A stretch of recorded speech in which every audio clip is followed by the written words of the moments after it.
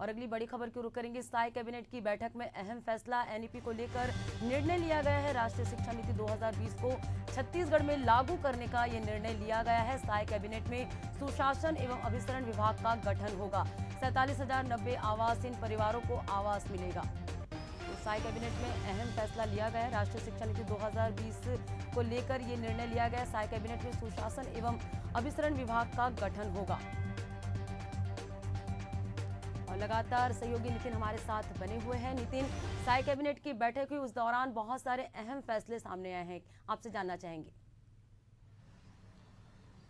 बिल्कुल, देखिए, एक के बाद एक जो स्थायी कैबिनेट की बैठक हो रही है उसमें बड़े बड़े फैसले लिए जा रहे हैं, लेकिन इसमें अब जो इस बार के बड़े फैसले हैं वो बेहद रोचक हैं, क्योंकि एनईपी 2020 जो है वो लागू कर दिया गया है। जो नई शिक्षा नीति है उसको लागू कर दिया गया। अब उसके अनुसार ही जो है पाठ्यक्रमों में बदलाव भी कर दिए गए हैं। अब उसी के अनुसार पढ़ाई भी शुरू होगी। जो 5+3+3+4 इस फॉर्मूले को लेकर जो है अब तैयारियां भी शुरू कर दी गई हैं। अब जो नई राष्ट्रीय शिक्षा नीति है उसको लागू कर दिया गया प्रदेश भर में। साथ ही जो आवास को लेकर जद्दोजहद छत्तीसगढ़ में चल रही थी, सियासी माहौल भी गर्म था, उसको लेकर अब मुख्यमंत्री आवास योजना के तहत जो है 47,090 परिवारों को मकान मिलेंगे। उसके अलावा जो है जो विभागों का भी गठन किया गया, उसमें सुशासन एवं अभिसरण विभाग का गठन किया गया है। ये जो विभाग होगा, जो सरकार के द्वारा जन कल्याणकारी योजनाएं चलाई जा रही हैं वो जनता तक कैसे पहुंच रही है, उसके लिए इस विभाग का गठन किया गया है। और कितने लोगों को फायदा मिल रहा है, इसके लिए जो है ई कॉन्फ्रेंसिंग के माध्यम से जो है लोगों से सीधी बातचीत की जाएगी। और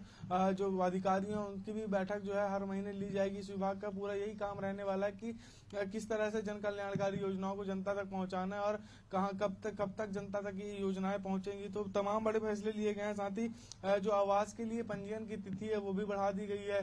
तो जन कल्याणकारी जो फैसले लिए गए हैं इस बैठक में, उसको लेकर जो है लगातार सियासी गर्मी भी बढ़ी हुई थी, लेकिन जो इस बार का बैठक में फैसला हुआ है पद्मा, वो बेहद चौंकाने वाला भी है। क्योंकि जब भूपेश बघेल सरकार थी उस समय भी मुख्यमंत्री आवास योजना चलाई जा रही थी। अब उसका नाम फिर से बदलकर जो है अब बीजेपी ने उस मुद्दे को उठा लिया और इस योजना को भी उठा लिया। मुख्यमंत्री आवास योजना अब बीजेपी भी शुरू कर दी है। तो एक तरह से प्रधानमंत्री आवास योजना के बाद जो है अब मुख्यमंत्री आवास योजना भी छत्तीसगढ़ में देखने को मिलेगी। तो तमाम बड़े फैसले इस कैबिनेट बैठक में लिए गए हैं।